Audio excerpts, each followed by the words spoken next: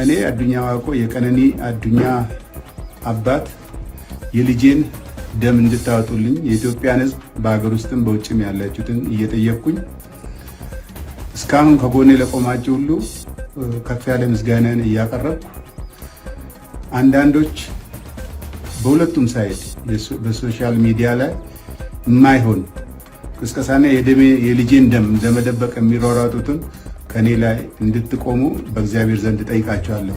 ሰላም እንዴት አላችሁ? የኢትዮ ታይምስ ቤተሰቦች ለሰዓቱ የተመረጡ አዳዲስ መረጃዎችን ይዘንላችሁ ቀርበናል። ከመረጃዎቻችን መካከልም አዱኛ ዋቆ የሞዴል ቀነኒ አዱኛ አባት ለኢትዮጵያውያን መልእክት አስተላልፈዋል። በሀገር ውስጥም በባህር ማዶም የምትገኙ ኢትዮጵያውያን የልጄን እውነት እንዲወጣ እንድታደርጉልኝ በማለትም ጥሪ አቅርበዋል። በዜናችን በዝርዝር እናስደምጣቸዋለን። በኢዩ ጩፋ የሚመራው ክራይስት አርሚ ኢንተርናሽናል ቸርች በካውንስሉ መታገዱን የሚገልጽ መግለጫ ወጥቷል። የኢዩ ጩፋ ቤተክርስቲያን የካውንስሉ አባል እንደሆነችና ልታከናውናቸው ከሚገቡ መመሪያዎችና ደንቦች መካከልም አንዱ የካውንስሉ አባላት ስነ ምግባር መመሪያ መሆኑን ተከትሎ በስነ ምግባር መመሪያው አንቀጽ 9.3 ላይ የስነ ምግባር ግድፈቶች ተብሎ በዝርዝር የተገለጹትን ተግባራት በቤተ ክርስቲያኒቱ መሪ በኢዩ ጩፋ መፈጸሙን እንዳረጋገጡና ጉዳዩን በካውንስሉ ስነ መለኮት ኮሚሽንና የህግ ኮሚሽን ታይቶ በሚመለከታቸው አካላት የመጨረሻ ውሳኔ እስከሚሰጥ ድረስ የቤተ ክርስቲያኒቱ ፈቃድ ታግዶ የሚቆይ ሲሆን ሁሉም የካውንስሉ አስተዳደራዊ መዋቅሮችና የሚመለከታቸው የመንግስት አካላት ይህንንና ከዚህ በኋላ የሚተላለፉ ውሳኔዎችን እንድታስፈጽሙ በማለትም የኢትዮጵያ ወንጌል አማኞች አብያተ ክርስቲያናት ካውንስል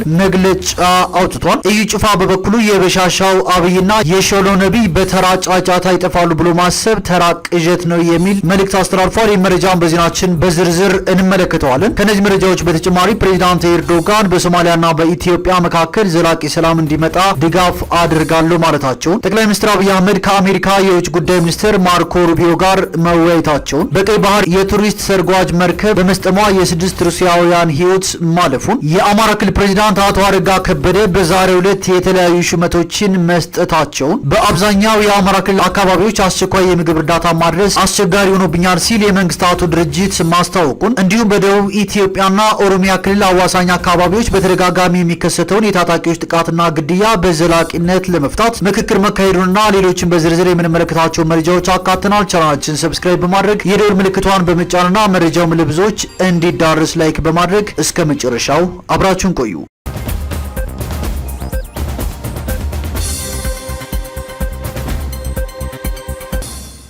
ወደ መጀመሪያው መረጃዎችን ስናልፍ በደቡብ ኢትዮጵያና በኦሮሚያ ክልል አዋሳኝ አካባቢዎች በተደጋጋሚ የሚከሰተውን የታጣቂዎች ጥቃትና ግድያ በዘላቂነት ለመፍታት ምክክር መካሄዱ ተሰምቷል። በደቡብ ኢትዮጵያና በኦሮሚያ ክልላዊ መንግስት አዋሳኝ አካባቢዎች በተደጋጋሚ የሚከሰተውን የታጣቂዎች ጥቃት፣ ግድያና የንብረት ዝርፊያ በዘላቂነት ለመፍታት በሚያስችሉ ጉዳዮች ላይ የምዕራብ ጉጂ ዞን፣ የኮሬ ዞንና የቡርጂ ዞን ኃላፊዎች ትናንት መጋቢት 18 ቀን 2017 ዓ.ም የምክክር መድረክ አካሂደዋል። በታጣቂዎች በተደጋጋሚ ጥቃቶች መፈጸማቸውን ተከትሎ ኬሌ ዲላ መንገድ አገልግሎት እንዲሁም ከሶያማ ቡሌ ሆራ የህዝብ ማመላለሻ ትራንስፖርት ተቋርጦ መቆየቱ ተገልጿል። የደቡብ ኢትዮጵያ ክልል ሰላምና ጸጥታ ቢሮ ኃላፊ አቶ ወገኔ ብዙነህ በቀጠናው የሰው ነፍስ የሚያጠፉና ንብረት የሚዘርፉ በኮሬ በቡርጅና በጉጂ ስም የሚነግዱ ህገወጦች ወደ ቤት እንዲገቡም አሳስበዋል።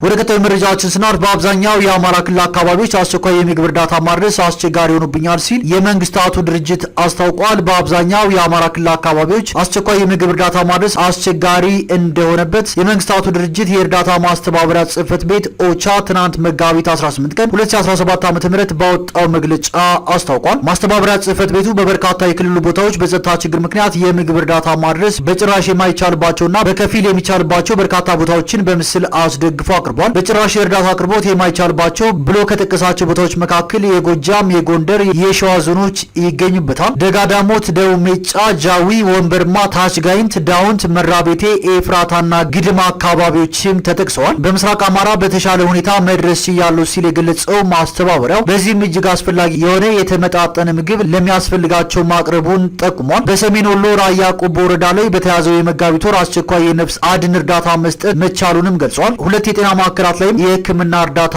ማድረሱን የመንግስታቱ ድርጅት አስታውቋል። ወደ ቀጣዩ መረጃዎችን ስናልፍ የፌዴራል ፖሊስ ኮሚሽን ምክትል ኮሚሽነር ጄኔራል ዘላለም መንግስቴ የአማራ ክልል ፖሊስ ኮሚሽነር ሆነው ተሹመዋል። በዛሬው ዕለት የአማራ ክልል ፕሬዝዳንት አቶ አረጋ ከበደ የተለያዩ ሹመቶችን መስጠታቸው ተዘግቧል። በዚህም ፌዴራል ፖሊስ ኮሚሽን ውስጥ ሲያገለግሉ የቆዩት ኮሚሽነር ዘላለም መንግስቴ የአማራ ክልል ፖሊስ ኮሚሽን ኮሚሽነር በመሆን ተሹመዋል። ዶክተር አረጋ ከበደ ዶክተር እሸቱ የሱፍን የአማራ ክልል ሰላምና ጸጥታ ቢሮ ኃላፊ እንዲሁም አቶ አስቻለ አላምሬን የአማራ ክልል ሚሊሻ ጽህፈት ቤት ኃላፊ አድርገው መሾማቸውም ተዘግቧል። ወደ ቀጣዩ መረጃዎችን ስናልፍ ከአሜሪካ ጋር ያለን ግንኙነት አብቅቷል ሲሉ የካናዳው ጠቅላይ ሚኒስትር ማርክ ካርኒ ተናግረዋል። የሊበራል ፓርቲው መሪ በኢኮኖሚ በደህንነትና በወታደራዊ ስርዓት ከጥንት እስከ ዛሬ የዘለቀው ከአሜሪካ ጋር ያላቸው ግንኙነት ማብቃቱን ከካቢኔ ስብሰባ በኋላ ለጋዜጠኞች በሰጡት መግለጫ ተናግረዋል። ጠቅላይ ሚኒስትሩ ይህንን ያሉት የዶናልድ ትራምፕ ወደ አሜሪካ የሚገቡ ተሽከርካሪዎችና የተሽከርካሪ መለዋወጫዎች ላይ በትናንትናው ዕለት ያሳለፉትን የ25 በመቶ የታሪፍ ጭማሪ ተከትሎ ነው። ካናዳና አሜሪካ ከፈረንጆቹ 1965 ዓ.ም አንስቶ በተሽከርካሪዎች ዙሪያ ያሰሩት ውል እንደነበር አስታውሰው አሁን ግን በታሪፍ ጭማሪው ምክንያት አብቅቷልም ብለዋል። ከዚህ በኋላ ካናዳውያን ራሳቸው የሚቆጣጠሩት ኢኮኖሚ መገንባት አለባቸው፣ ከሌሎች ሀገራት ጋር ያላቸውን ግንኙነት እንዲሁም ማጤን ይገባልም ብለዋል። ዶናልድ ትራምፕ ባለፈው ወር ከካናዳ ወደ አሜሪካ የሚገቡ የአልሙናይና ብረታ ብረት እንዲሁም ሌሎች ምርቶች ላይ የ25 በመቶ የታሪፍ ጭማሪ ማድረጋቸው ይታወሳል። አሁን ላይ ደግሞ ካናዳን ጨምሮ ከአውሮፓ የሚገቡ ማንኛውም ተሽከርካሪዎች ላይ ሌላ የ25 በመቶ የታሪፍ ጭማሪ አጽድቀዋል። ጭማሪው ከመጪው ሚያዝያ 2 አንስቶ ተግባራዊ ይደረጋል የተባለው የአውሮፓ ህብረት የአሜሪካን ኢኮኖሚ ለመጉዳት ከካናዳ ጋር ያለውን ግንኙነት ካላቆመም ሌላ የታሪፍ ጭማሪ ይጠብቃቸዋል ሲሉ ዶናልድ ትራምፕ ተናግረዋል።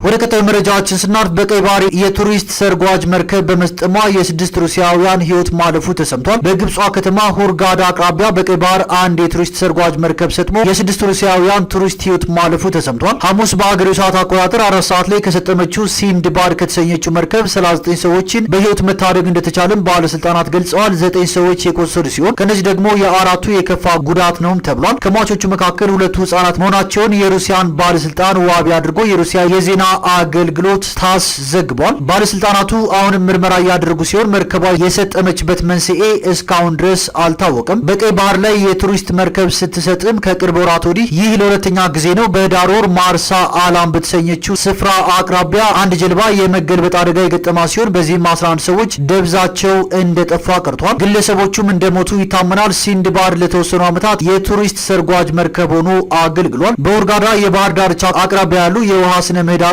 ወይም ኮራል ሪፍ ማየት የሚፈልጉ ጎብኚዎችን እንደሚወስድ የሲንድባድ ሰርጓጅ መርከቦች አስታውቋል። የቀይ ባህር አስተዳዳሪ አምር ሃናፊ በሰርጓጅ መርከቧ ተሳፍረው የነበሩ 45 መንገደኞች ከሩሲያ፣ ከኖርዌይና ከስዊድን ሀገራት የተውጣጡ መሆናቸውንም ገልጸዋል። ወደ ቀጣዩ መረጃዎችን ስናልፍ ጠቅላይ ሚኒስትር አብይ አህመድ ከአሜሪካ የውጭ ጉዳይ ሚኒስትር ማርኮ ሩቢዮ ጋር ተወያይተዋል። ጠቅላይ ሚኒስትር አብይ አህመድ ከአሜሪካ የውጭ ጉዳይ ሚኒስትር ማርክ ሩቢዮ ጋር በስልክ ማውራታቸውን የአሜሪካ የውጭ ጉዳይ መስሪያ ቤት ቃል አቀባይ ታሚ ብሩስ አስታውቀዋል። ማርክ ሩቢዮና ጠቅላይ ሚኒስትር አብይ አህመድ በስልክ የተወያዩት ሁለቱ ሀገራት በጋራ ቅድሚያ በሚሰጣቸው ጉዳዮች ዙሪያ መሆኑን ቃል አቀባዩ አመላክተዋል። ቅድሚያ የሰጧቸው ተብለው በቃል አቀባዩ ከተዘረዘሩት ጉዳዮች መካከልም የአፍሪካ ቀንድ ሰላምና መረጋጋት አንዱ መሆኑን አስታውቀዋል። ቃል አቀባዩ በተጨማሪም መሪዎቹ የሁለትዮሽ ግንኙነታቸውን ለማጠናከር ፍላጎት እንዳላቸው ተወያይተዋል ብለዋል። ለኢትዮጵያ ሰላምና ብልጽግናን አሜሪካ ድጋፏን እንደምታጠናክር ማርክ ሩቢዮ ለጠቅላይ ሚኒስትር አብይ አህመድ አረጋግጠውላቸዋል ሲሉ ቃል አቀባዩ በመግለጫቸው አስታውቀዋል። የትራምፕ አስተዳደር ወደ ስልጣን ከመጣ ወዲህ በከፍተኛ አመራር ደረጃ ከኢትዮጵያ መንግስት ባለስልጣናት ጋር ውይይት ሲደረግ የትናንቱ የማርክ ሩቢዮና የጠቅላይ ሚኒስትር አብይ አህመድ የመጀመሪያ እንደሆነም ተገልጿል። ወደ ቀጣዩ መረጃዎችን ስናልፍ ፕሬዚዳንት ኤርዶጋን በሶማሊያና በኢትዮጵያ መካከል ዘላቂ ሰላም እንዲመጣ ድጋፍ አደርጋለሁ ብለዋል። በሶማሊያና በኢትዮጵያ መካከል የተጀመረው ሂደት ዘላቂ ሰላም እስኪያመጣ ድረስ ድጋፋቸውን እንደሚቀጥሉ የቱርኩ ፕሬዚዳንት ረሲብ ጣይብ ኤርዶጋን ገልጸዋል። ፕሬዚዳንት ኤርዶጋን ይህንን የተናገሩት የሶማሊያው ፕሬዚዳንት ሐሰን ሼክ መሐመድን ሐሙስ መጋቢት 18 ቀን 2017 ዓ.ም በፕሬዚዳንታዊ ቤተ መንግስታቸው ባገኙበት ወቅት ነው። ራሷን በነጻ ሀገርነት ካወጀችው ሶማሊላንድ ጋር በተደረሰ የባህር በር መግባቢያ ስምምነት ውጥረት ውስጥ የገቡት። ኢትዮጵያና ሶማሊያ በቱርኩ ፕሬዝዳንት አሸማጋይነት አንካራ ላይ በተደረገ ውይይት ችግራቸውን ለመፍታት የሚያስችል ስምምነት ላይ መድረሳቸውም ይታወሳል። ጠቅላይ ሚኒስትር አብይ አህመድና የሶማሊያው ፕሬዝዳንት ሐሰን ሼክ መሐመድ ፊርማቸውን ባኖሩበት የአንካራ ስምምነት መሰረት ሶማሊያ በአፍሪካ ህብረት ተልዕኮ ስር ሆነው በአገሯ የተሰማሩትን የኢትዮጵያ ወታደሮች መስዋዕትነት እውቅና ትሰጣለች ይላል። ከዚህ በተጨማሪም ስምምነቱ የሶማሊያን የግዛት አንድነት ባከበረ ሁኔታ ኢትዮጵያ አስተማማኝ የባህር መተላለፊያ ማግኘቷ የሚኖረውን ዘርፈ ብዙ ጠቀሜታን ሁለቱ ሀገራት እውቅና ይሰጣሉ ሲል ያትታል። ኢትዮጵያ ራሷን እንደ ነጻ ሀገር ካወጀችውና በዓለም አቀፍ ደረጃ ተቀባይነት ካላገኘችው ሶማሊላንድ ጋር 20 ኪሎ ሜትር የሚሸፍን የባህር ጠረፍ ለማግኘት የፈረመችው የመግባቢያ ሰነድ ሶማሊያን በእጅጉ አስቆጥቶ በቀጠናው ከፍተኛ ውጥረትን ያስከተለ መሆኑም ይታወሳል። ቱርክ የሶማሊያ የረዥም ጊዜ አጋር ስትሆን የሰብአዊ እርዳታ፣ ወታደራዊ ስልጠናና የልማት እርዳታን ታደርጋለች። የቱርክ የኮሚኒኬሽን ዳይሬክቶሬት መግለጫን እንዳስታወቀው መሪዎቹ በተጨማሪ በጸረ ሽብርተኝነት ዙሪያ ያለውን ትብብር በተመለከተም ተወያይተዋል። ውይይቶቹ ከጸጥታ ጉዳዮች በተጨማሪ የኢኮኖሚ፣ የንግድና የመከላከያ ትብብርን ያካተቱ ናቸው። ሁለቱ መሪዎች የሁለትዮሽ ንግድን ለማሳደግና የመከላከያ ኢንዱስትሪ ግንኙነቶችን ለማጠናከር ውይይቶች ማድረጋቸውን ከዳይሬክቶሬቱ የተገኘው መረጃ ያስረዳል። ወደ ቀጣዩ መረጃችን ስናልፍ የሟች ቀነኒ አዱኛ አባት አቶ አዱኛ ዋቆ ለኢትዮጵያውያን መልእክት አስተላልፈዋል። በመልእክታቸውም በሀገር ውስጥም ሆነ በባህር ማዶ የምትገኙ ኢትዮጵያውያን የልጄን እውነት እንዲወጣ እንድታደርጉልኝ በማለት ጥሪ አቅርበዋል። እስካሁን ላደረጋችሁ ድጋፍ ከልብ አመሰግናለሁ። በተለያየ ሶሻል ሚዲያ ሁለተኛ ግድያ በእኛ ላይ የምታውጁ አቁሙ ሲሉም መልእክት አስተላልፈዋል። አቶ አዱኛ በመጨረሻም እስከ መጨረሻው ከጎኔ እንድትቆሙ ሲሉ ጥሪያቸውን አቅርበዋል። ወደ መጨረሻው መረጃችን ስናልፍ የኢትዮጵያ ወንጌል አማኞች አብያተ ክርስቲያናት ካውንስል በኢዩ ጭፋ የሚመራውን የክራይስት አርሚ ኢንተርናሽናል ቸርች ማገዱን ይፋ አድርጓል። ኢዩ ጭፋ በበኩሉ የበሻሻው አብይና የሾለው ነቢይ በተራ ጫጫታ ይጠፋሉ ብሎ ማሰብ ተራ ቅዠት ነው የሚል መልእክት አስተላልፏል። በካውንስሉ የጽህፈት ቤት ኃላፊ ፓስተር ጌትነት ለማ ተፈርሞ የወጣው ደብዳቤ የቤተ ክርስቲያኒቱን መታገድ ያረጋግጣል። በካውንስሉ የምዝገባ ቁጥር 03111 በሃይማኖት ተቋምነት አባልነት የተመዘገበችው የክራይስት አርሚ ኢንተርናሽናል ቸርች ሊታደግ እንደሚችል ካውንስሉ ከሁለት ቀን በፊት በሰጠው መግለጫ ጥቆማ ሰጥቶ ነበር። ካውንስሉ ቤተክርስቲያኒቱ የካውንስሉ አባል ስትሆን ልታከናውናቸው ከሚገቡ መመሪያዎችና ደንቦች መካከል አንዱ የካውንስሉ አባላት ስነ ምግባር መመሪያ ሲሆን በስነ ምግባር መመሪያው አንቀጽ 9.3 ላይ የስነ ምግባር ግድፈቶች ተብለው በዝርዝር የተገለጹትን ተግባራት በቤተክርስቲያኒቱ መሪ መፈጸሙን አረጋግጠናል ብሏል። እግዱም በካውንስሉ ስነ መለኮት ኮሚሽንና የህግ ኮሚሽን ታይቶ በሚመለከታቸው አካላት የመጨረሻ ውሳኔ እስከሚሰጡበት ድረስ ቤተክርስቲያኒቱ ታግዳ እንደምትቆይም ይገልጻል። የኢትዮጵያ ወንጌል አማኞች አብያተ ክርስቲያናት ካውንስል ወቅታዊ ጉዳዮችን በተመለከተም ከቀናት በፊት መግለጫ ሰጥቶ ነበር። በወቅቱ መግለጫውን የሰጡት የካውንስሉ የጽህፈት ቤት ኃላፊ ፓስተር ጌትነት ለማ ዘይት መሸጥ እንደማይችሉ ከዚህ ቀደም ነግረናል። አሁን ዘይት እየሸጡ ያሉ ተቋማትና ግለሰቦች ዝርዝር መረጃዎች ተጠናክሮ ደርሶናል። በዚህ መሰረት በቅርቡ ተወስኖ ለሚዲያ ይፋ ይደረጋል። ደንባችን ላይ በተቀመጠው መሰረት የሚገባውን ውሳኔ እናስተላልፋለን ብለው ነበር። የክራይስት አርሚ ኢንተርናሽናል ቸርች መሪ ኢዩ ጩፋ መጋቢት 11 ወደ ሐዋሳ ከተማ ሲገቡ የታየውን ትዕይንት አስመልክቶ የተናገሩት ፓስተር ጌትነት በጦር መሳሪያ ታጅቦ ወደ ከተማ የሚገባበት ሁኔታ የወንጌል አማኞችን አስተምሮ በፍጹም የሚቃወም ነው፣ እንቃወመዋለን ብለውም ነበር። የመንግስት አካላት አንድ አገልጋይ ወደ ከተማ ሲገባ ፖሊስ አሰልፈው መሳሪያ አስታጥቀው አጀብ ፈጥረው ግርግር በማድረግ ከተማው ላይ ሌላ አካል የገባ እስኪመስል ድረስ ማድረግ ተገቢ ነው ብለን አናምንም። ይህን ማድረጋቸው ለወንጌል አማኞች ክብር መስጠት አይደለም። የመቃብር ስፍራ አጥቶ የሚቸገር የወንጌል አማኝ ስላለ የመንግስት አካላት እሱን ያድርጉልን። በተደጋጋሚ እንደዚህ የሚያደርጉ የተለያዩ ስያሜ ያላቸው አገልጋዮች ሊታረሙ ይገባል ብለን በጥብቅ ነው የምንቃወመው። ፈጽሞ የወንጌል አማኞች ኢሜጅም አይደለም ሲሉ መልእክታቸውን አስተላልፈዋል። አስከትለውም በመሳሪያ ታጅቦ በዛ ሁሉ ግርግር ወደ አንድ ከተማ መግባት ምንድነው ትርጉሙ? ለኛ ትርጉም አልባ ነው። እንደዚህ አይነት ነገሮችን አስመልክቶ በቅርቡ መግለጫ እንሰጣለን። መታገድ ያለባቸው ካሉም ይታገዳሉ። በፍጹም ኮምፕሮማይዝ አናደርግም። ምክንያቱም በካውንስሉ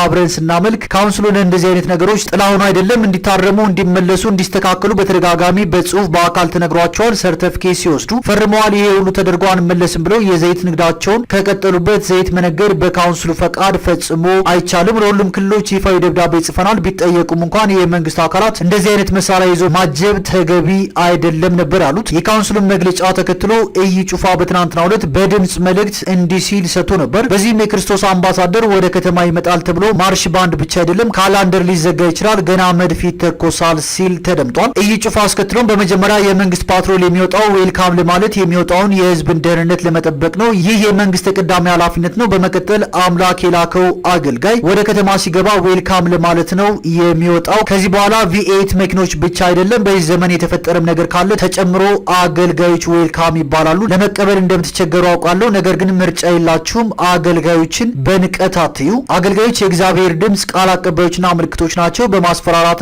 በማስጨነቅ ቀጥሎ የሚነሳውን ትውልድ ተስፋ ለማስቆረጥ የምትፈልጉ ሰዎች እኔ ያለው ከዚህም በኋላ ፊት ለፊት ቆሜ ለሚመጣው ትውልድ በር ለመክፈት ከፊት አለው። አንዳንድ ሰዎች ዘመኑ በሚመጥን መልኩ መንቀሳቀስ እንደ ኃጢአት ያሉ 7 እና 8 ፓትሮል ለምን ይመደባል? በዚህ ልክ መታጀቡ ለምን አስፈለገ?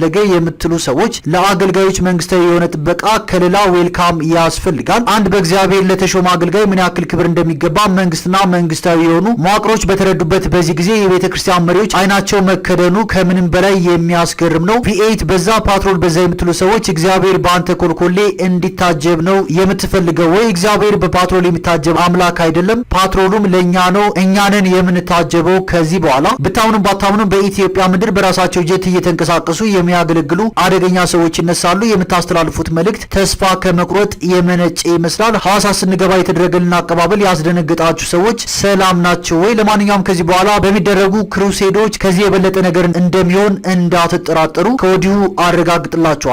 የበሻሻው አብይና የሾለው ነቢይ በተራ ጫጫታ ይጠፋሉ ብሎ ማሰብ ተራ ቅዠት ነው በማለት እዩ ጩፋ መልእክቱን አስተላልፏል። የካውንስሉን እግድ በሚመለከት እስካሁን ከቤተ ክርስቲያኒቱ የተሰጠ መግለጫ አልተሰጠም።